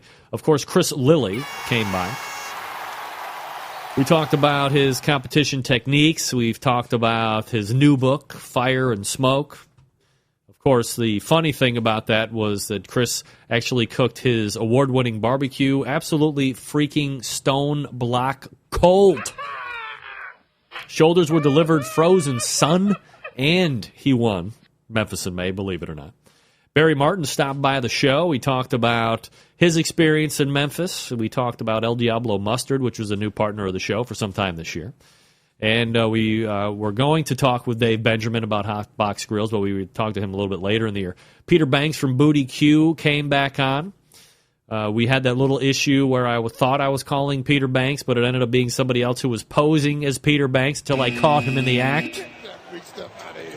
Outrageous, sir. To this day, if I see you, I will fight you. Promise. May 27th, we talked with first-timer to the show and in the circle of legends, Jamie Purviance. Talked about his background, how he got into the grilling biz, insight into writing books for Weber. In the second hour, we also talked with Stephen Reichlin. This is when Stephen was coming on. Something happened. I don't know what it is. Quite frankly, it's my New Year's resolution to get icon Stephen Reichlin back on the show once a month because I was enjoying going over the things that we were talking about, and having somebody like that on the show brings a large amount of legitimacy to the show. So I'm not sure exactly what happened. There's probably a fair chance that I've offended him in some form or fashion. Now I've got to do a lot of ass-kicking to get him back in the right place. We talked about grilling season with Steven. We talked about the best tools to have on board for the summer coming up. We talked about smoked eggs and one of my favorite things that I rarely cook, and I don't know why. I have no good excuse. Beef ribs. June 3rd, halfway through the year, Warren County Pork Choppers, Donnie Bray talked to me about leading Team of the Year points race halfway through the year. Didn't surface last week, but we talked about the possible winner of a Triple Crown this year in horse racing. Harry the Horse came on and talked a bit about the possibilities of that happening. Roland Neal from Mrs. Griffin's Barbecue Sauce Company talked to me, and we learned about how they are the oldest barbecue sauce in the country, or at least in Georgia, and how that business has been able to sustain itself over the last 80 years. Middle of June, we talked with Meathead yet again. We talked about how to build an outdoor kitchen, 10 value gas grills, charcoal grills, and smokers. We also touched a bit on the booze of barbecue. In the second hour, we talked to the BMC, Big Mo Cason, Ponderosa Barbecue. Talked about his exploits on the competition circuit, some of the TV shows that he had going on. He was getting into, I don't know if at that point he had been named Barbecue Pitmaster, full-time judge for that TV show, but always good to catch up with Mo. That was on the June 10th show. A little bit further into June, we talked with Bob Trudnak, Vice President of Sales and Marketing for Barbecue Guru. We talked about the newly revamped Party Cue device, which he was nice enough to send me one. We also talked about the Great American Cookout Tour and the Barbecue Guru Challenge. Barbecue Bob's trip across the pond to teach an upcoming class, which he did earlier in the year, June 17th. American Dream Barbecue team David Qualls joined me on June 17th. Talked about the first half of the barbecue season. They were running really hot at that point. They were currently on a 2 Grand Championship win streak, looking for a third that coming weekend. Scott Roberts helped me finish out the show June 17th with Sauce and Rub reviews. June 24th. Hey, it was fun. It was exciting. I thought it was going to be one of those huge, hot summers, so I wanted to get you all pimped out in a cool fashion. Rick Kelly from Porticool came on the show. You remember Rick? Talking about a lot of people are calling them swamp coolers, but it's not a swamp cooler. It's an evaporative cooler. There's a difference. He talked about the difference on the show. We also talked with Robin Lindar's The Grill Girl. Sam Zion, Sam the Cooking Guy, came on. We talked about a bunch of hot topics in the food biz at that point. And the last segment of the show was holding particular interest for many of the pellet cooker folks because we did a winery or rehab, or we introduced the game shows that ran this year, winery or rehab, cheese and font, athlete or porn star, and the winner won 80 pounds of free pellets. Wow. Remember that? That happened on June 24th. Then we move into July. Ray Lampy was on. We talked about his appearance at Grill Stock in England. We talked about his appearance on The Talk 2. We talked about American Grilled, which that was going on July 4th. Steph Franklin made his first appearance on the show, Simply Marvelous Pitmaster. We talked about his end of the West Coast offense line of rubs. Big Papa Smoker's the other side of that, of course. And we got into his barbecue season and kind of how we got into the whole thing.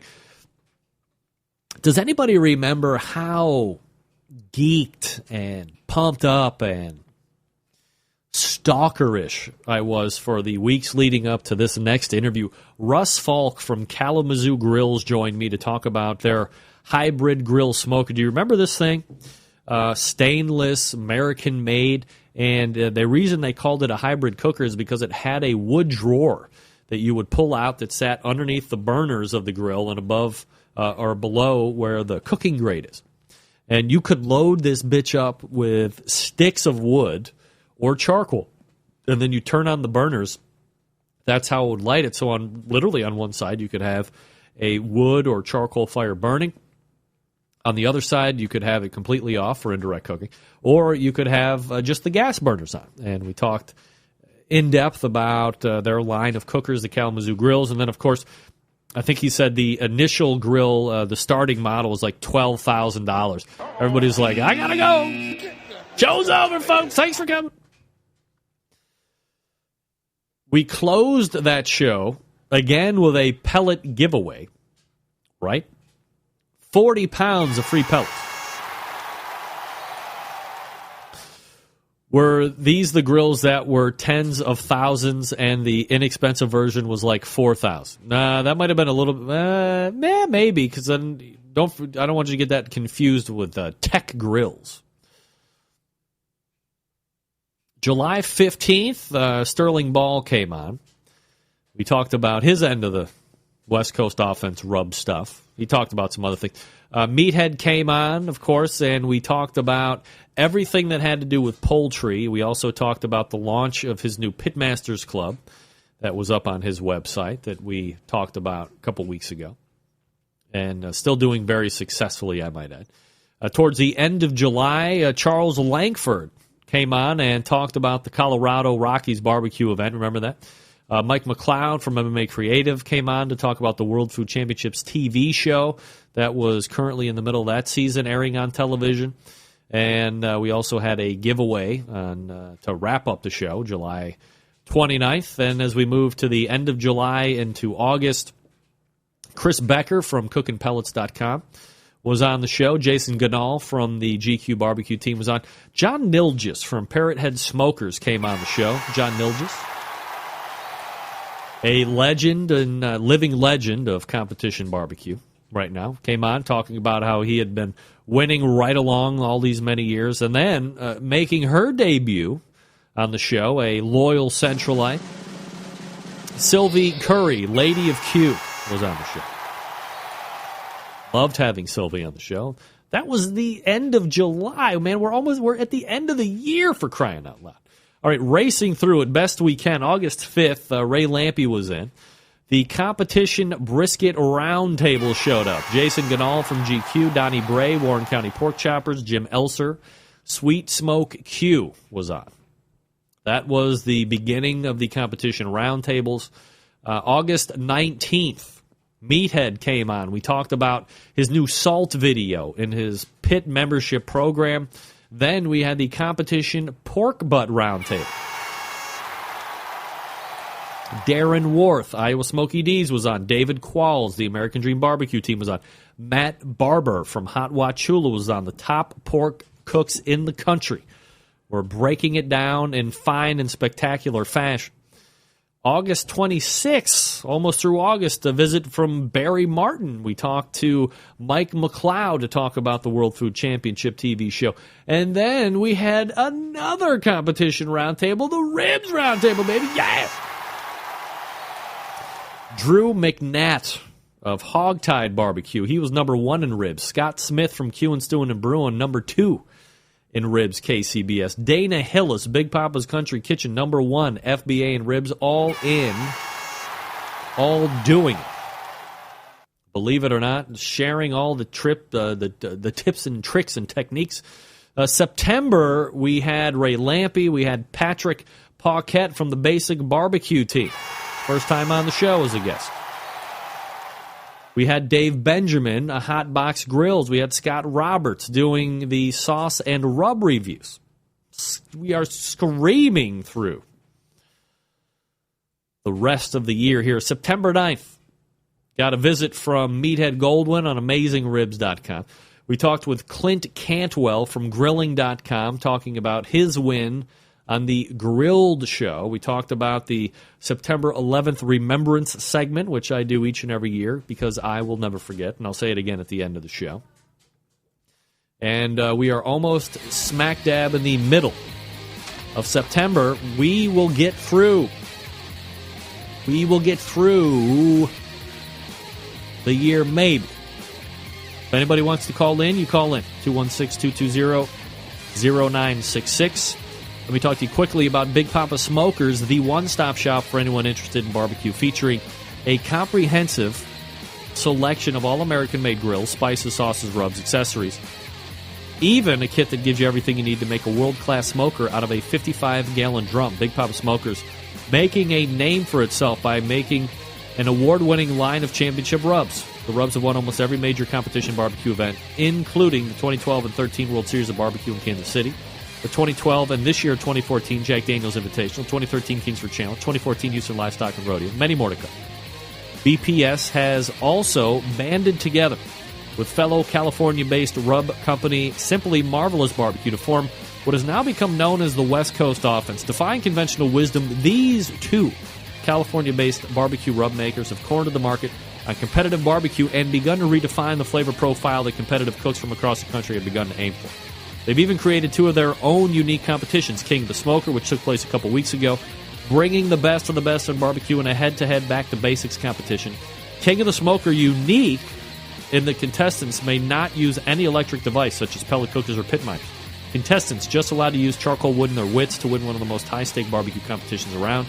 The opposite of that is the Guinea Pig, a cost-controlled competition that helps bring in newcomers to the competitive barbecue world. Also features prize distribution all the way down to 10th place in each category, which helps provide incentive to get new competitors into the world of barbecue. On top of all that, Big Papa has created a unique brand ambassador program.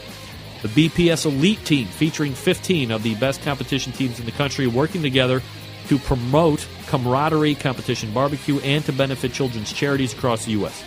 Keep in mind, Big Papa Smokers has been able to do all this within only the now 4, maybe 5 years of being in business, turning the competition barbecue world on its head, creating their own unique competitions, becoming a staple of a nationwide restaurant chain, and benefiting children's charities across the U.S. It's just the beginning for Big Papa Smokers.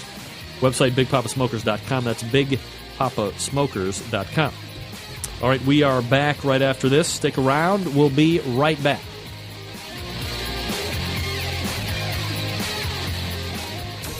Big name interviews, advice on cooking brisket and ribs, and the only host willing to share his honest opinion on all things important in the world of barbecue. It's the Barbecue Central Show.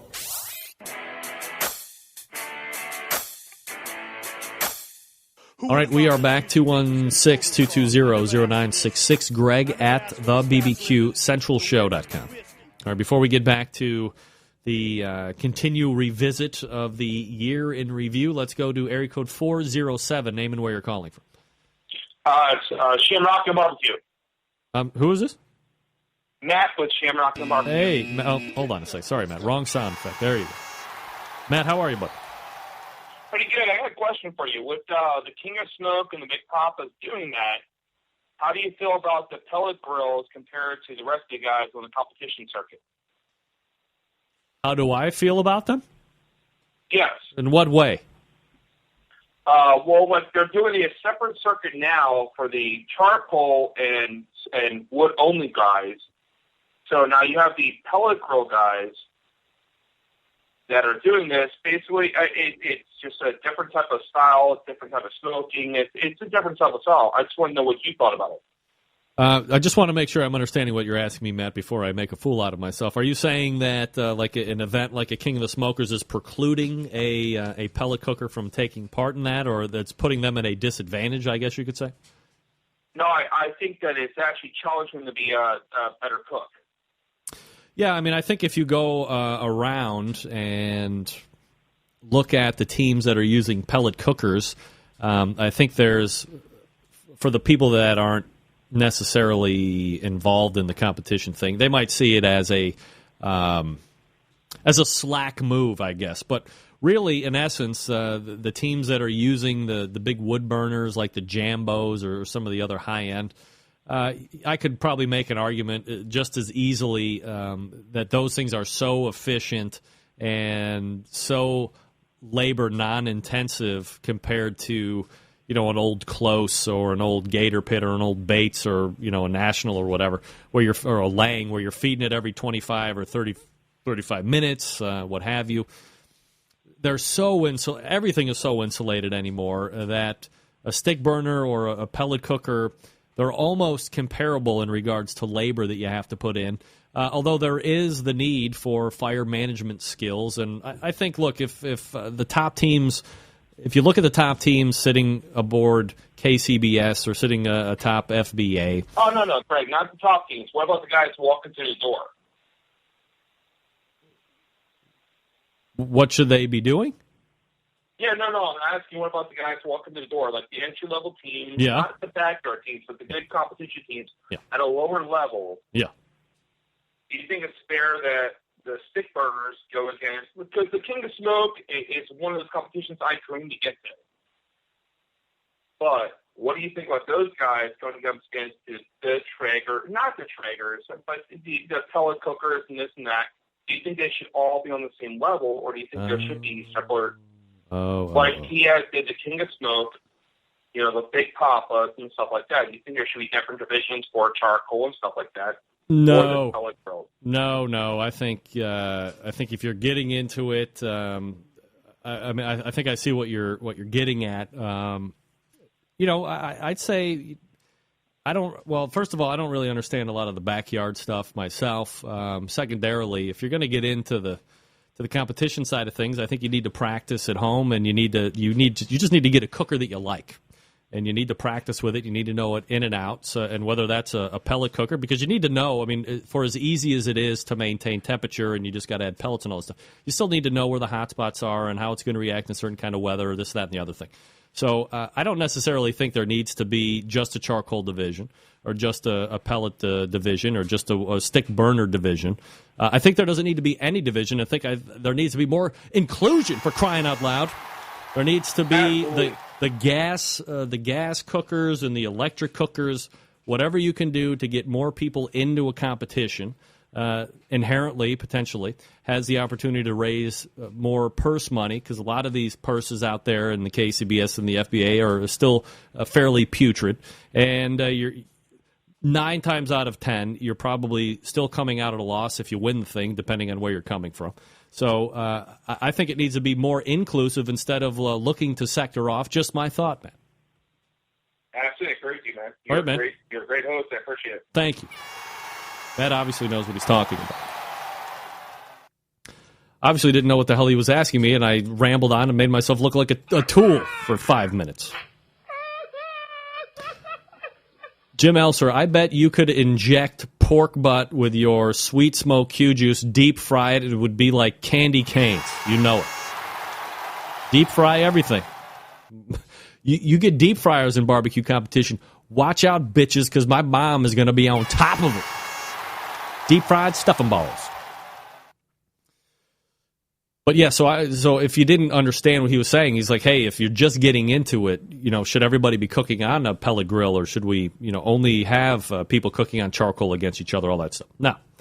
Open it all up. Let everybody in. Let everybody play. Bring more people to the party. If you think you can cook really good barbecue on an electric cooker, bring it on. If you think you can cook better on a stick burner, bring it on. Know your cooker. I mean, the most successful cooks out there on the circuit know their cooker better than anybody else. They know how it's going to react in weather conditions and at altitude, or with punky wood on the off chance that they get some, or with off-brand charcoal. They're going to know all about it because they put themselves in positions to learn about it. And that's what you got to do, whether you're a backyard guy or not, or on the competition seat. You got to know your cooker, first and foremost. All right, September 16th, we had a competition chicken roundtable with Butcher Barbecue, Clark Crew Barbecue, and Smoke Me Silly. Oh, my God, it's competition barbecue roundtable mania. Then, on September 23rd, we had former Cincinnati Bengal Reggie Kelly from Kyvon Foods. Talked a little bit of football with him. We talked with Sterling Ball from Big Papa Smokers after we had a terrible internet meltdown with him the week before. And then, 2 weeks before that, he was a guest via Skype. 2 weeks after that, going down to the Sam's Club final in Bentonville, Arkansas, stopping in for a live visit. Basic Patrick Paquette joined us. Me, right in studio. As a matter of fact, he was sitting right there. Well, maybe not on that couch because I didn't have the couch. That got moved down subsequently later. But that's where he was sitting, and we had a great back and forth. He sat in, and it was fabulous. Always love having the Centralites stop in on the show when they have time, of course. September 30th, we talked with Jennifer Brand of Brand Solutions about the upcoming American Royal this year. Rich Parker from IBQing and the Barbecue Superstore talked about winning the Sam's Club National title the weekend before. And then we tried to have Mike Mills on. That worked out horrible. Never got around to reloading Mike Mills, believe it or not. Angela Iverson still sending me nasty grams about that. Bill Gillespie was on the show October 7th, recapping his win at the American Royal. Stephen Franklin of Simply Marvelous Barbecue recapped his win at the Dana Point competition. Ray Lampe talked about his Barbecue Hall of Fame induction on October 7th. Sterling Smith of Loot and Booty talked about his RGC at the American Royal Open Sunday. Pretty big show, October 7th, so if you missed that, you want to go back and get it. A lot of great information there, a lot of great guests. October 14th, Todd Johns from Wow, I mean, these things just feel like they just happened, for crying out loud. Todd Johns came on. We talked about his huge success in the barbecue restaurant sector, opening a second retail location. Dave Bosca from Butcher Barbecue came on to talk about his new product, the Open Pit Flavored Pork Injection. Shane Vidovic, owner of the Proper Pig, joined me to talk about how they got into the barbecue food truck business right here in good old Cleveland, Ohio. October 21st, Bill and Rachel Best from Tech Grills came on the show. We talked about the company history, the Tech Grills, the real infrared of Tech Grills. Don't be fooled by the infrared wannabes, as I said. Mike Richter from Chick, Swine, and Bovine talked about his win at the Southern Ohio Smoked Meat Festival and looked to the Jack Daniels the following week. And we tried to get Texas Pepper Jelly Craig Sherry on, but I don't believe that actually took place, if memory serves me correctly. October 28th, winner of the Jack Daniels Barbecue World Championship, Darren Worth, joined me on the show. We talked about a number of things, including big wins the previous year, 2013 American Royal win and the Kingsford Invitational. 2014 Jack Daniels RGC. Mike Richter joined us again in as many weeks. Steve Ray made his first appearance on the show, October 28th. He was a embedded reporter for the Chattanoogian, giving updates for their blog, and we talked about his take on it. November 4th, we talked to Ask Dr. Barbecue. We also had an interview with Mike Wozniak of QOw. November 11th, Meathead came on, and we talked about turkey and other such tomfoolery because that's all we had leading up to Thanksgiving. Chad Ward from Whiskey Bent Barbecue came on. We talked about his recent circuit success. We talked about flavor sauces, competitions, and his storefront opportunity that he had. November, we're almost through the year. Can't believe we're going to actually get through all of it. November 18th, Steve Ray was back on again talking about his competition chops at the Chatworth, Georgia contest. Also talking about some of the other teams that he bumped into and talked with. Sam the cooking guy came on, and we talked about Thanksgiving leftovers.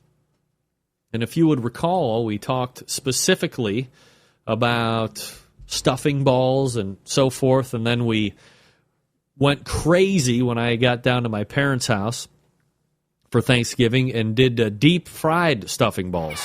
You will recall that. December 2nd, so just a few weeks ago now, we're almost in it. At the tail end of the year, we had Ray Lampe fielding questions from everybody. We talked to my mom, Connie Rempe, for another edition of Connie Recipes Corner, recapping the Thanksgiving meal that I had just mentioned. We really break down the event, what happened on the big day, but then the successful fried stuffing balls, the deep-fried stuffing balls that we did. We also kind of successfully, but mostly unsuccessfully, had the deep-fried mashed potato balls, but lesson learned there. Got that done. A partner to the show, Big Papa Smokers, Sterling Ball, came on, and we were talking up the 2014 King of the Smoker competition.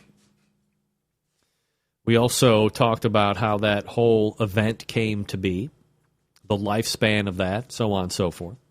A couple more weeks to get to here, and then the show will be done, this year will be done, and we will look to a new year. Check my phone here for something. 975, Departed. Booyah. That's wonderful. Hold on one second. Oh. Darn it. This phone is really giving me the fits.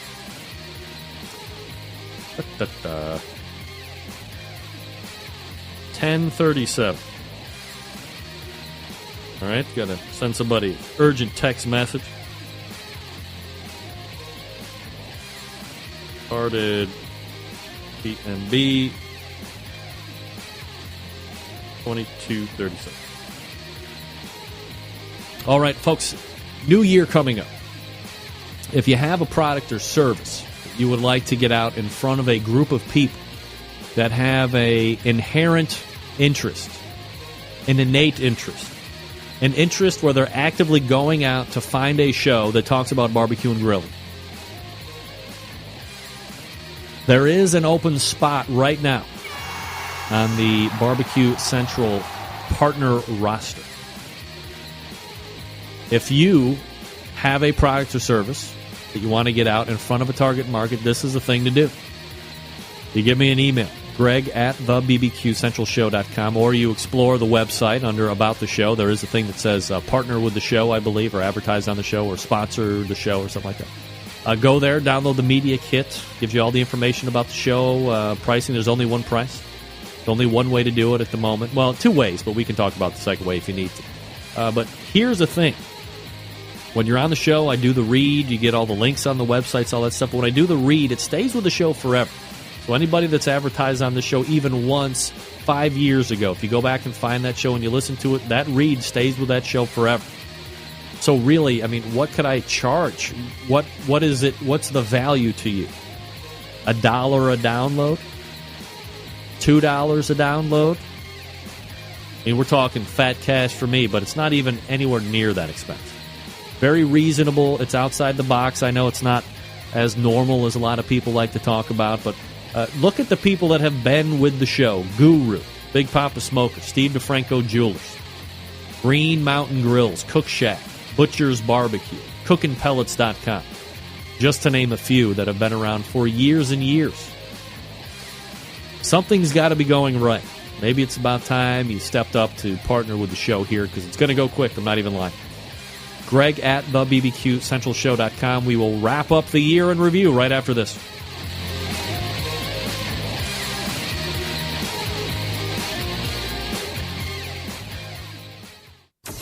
Get in the smoke. Call 877-448-0433 to get on the air. Now, here's your host, Greg Rempe. All right. Let's finish out the year, December 2nd. Wait, we just did December 2nd, for crying out loud. By the way, folks, this portion of the show brought to you by CookinPellets.com. Chris Becker and the good folks out there at Cookin' Pellets, providing top-quality wood pellets for your pellet-driven cookers. CookinPellets.com is the website. You can also find them on Amazon.com. One thing that I want to point out, there's some manufacturers of pellet grills out there that say if you don't use our pellets, it avoids the warranty. Bullshit. Buy the pellets you want. I recommend CookinPellets.com, Chris Becker, and his fine blend of pellets. I'll be getting some here shortly, believe it or not, because I am really running short. Like so much so that my New Year's Day cook is screwed. That's how screwed I am. Anybody live in the local Cleveland area that has pellets for me? Hook me up. December 9th, we talked with Meathead Goldwyn. We talked specifically about everything that had to do with fried chicken. We talked with Jim Elser of Sweet Smoke Q in the second hour to recap his big win at the World Food Championship on the barbecue side of things. Also, he gave us a shot at trying to win some of his great products that we did give away. Blogger, maven extraordinaire, Grill Girl Robin Lindars from the Grill Girl website came on. We talked about the fact that she is now pregnant. Still don't know how that happened. We talked about the fact that she got a real website name from that miser up in Canada, so now it's grillgirl.com. Who knows how much she paid for that? Price point, pain point, as she said. We talked about some great barbecue and grilling holiday gift ideas for Christmas that just passed last week, DIY gifts, all that good stuff.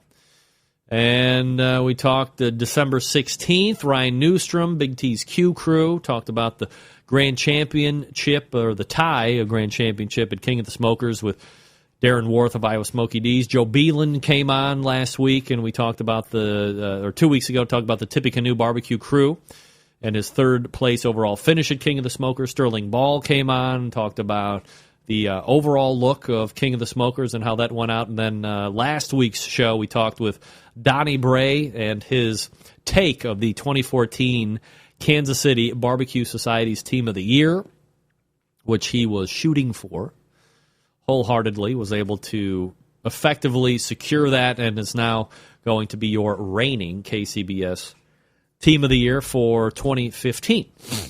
Well, through 2015 until the new championship's crowned at the end of the year.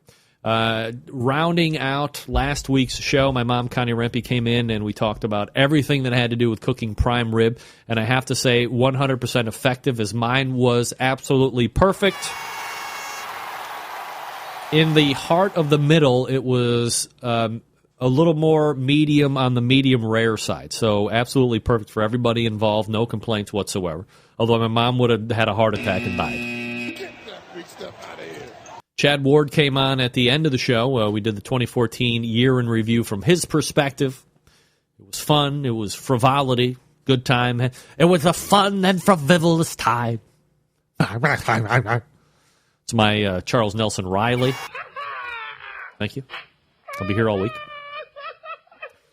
And then this show, which was recapping the entire year last year.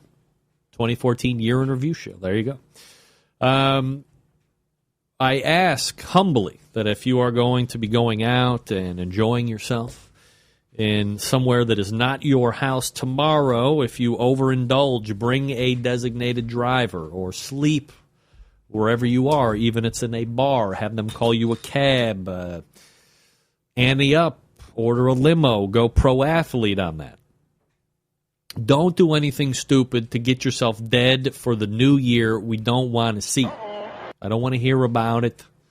Don't bring us down. Let's start the new year off right. Get loose if you have to. Some of us got to work on Friday, so we can't get loose at all. Getting loose doesn't lend us to recovering anymore, if you know what I mean. So, from me to you, thank you once again for making the Barbecue Central show a success this entire year, all 12 months, all shows. The tune of about, 4 a month, about 50 shows this year. Great guests, which I thank each and every one. Great takes, great comedy, great interaction with everybody. We continue to build and grow the show each and every week. February will mark, I believe, our 7th or maybe the beginning of our 8th year of the live show. You can believe it or not. So once again, thank you very much.